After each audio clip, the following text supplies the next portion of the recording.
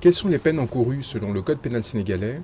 par les membres de la Légion d'intervention de la gendarmerie que nous avons identifiés qui ont participé hier à l'arrestation arbitraire puisqu'illégale de M. Sonko?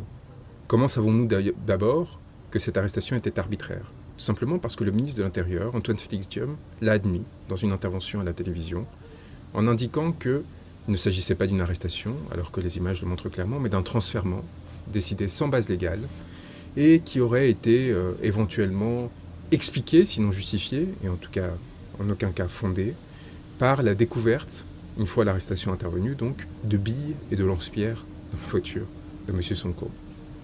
10 à 20 ans de détention à des travaux forcés. Voilà ce qu'encourent les membres de la Légion d'intervention de la gendarmerie. C'est l'article 334 du Code pénal sénégalais.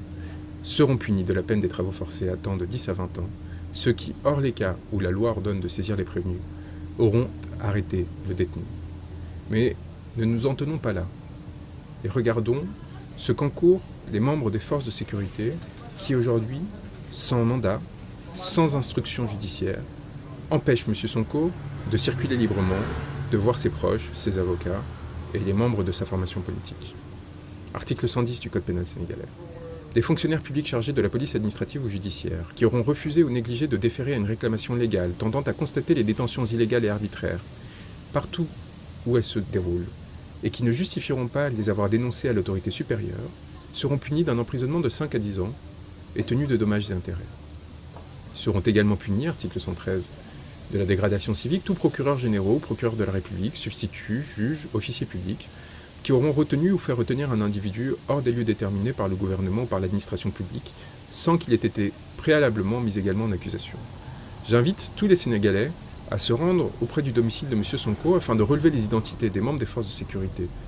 qui, de façon illégale, l'empêchent de circuler librement, les prendre en photographie et prendre tout élément permettant de les identifier,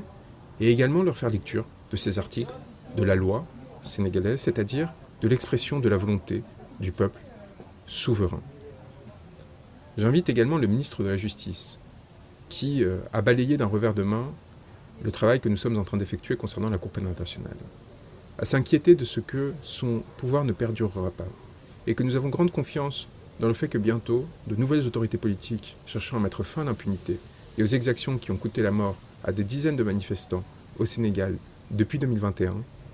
privant de leur liberté ou blessant des centaines, voire des milliers d'autres, et bien que ces efforts ne se tourneront pas seulement vers la Cour pénale internationale, nous avons de solides relais, mais également vers les juridictions nationales de l'ensemble de la CEDEAO et de l'Union européenne, et enfin, évidemment, lorsque la transition politique interviendra, au sein des juridictions locales. Et qu'à partir de là, ces inquiétudes devraient être un peu plus prononcées, car en tant que garde des Sceaux et ministre de la Justice, il y a une responsabilité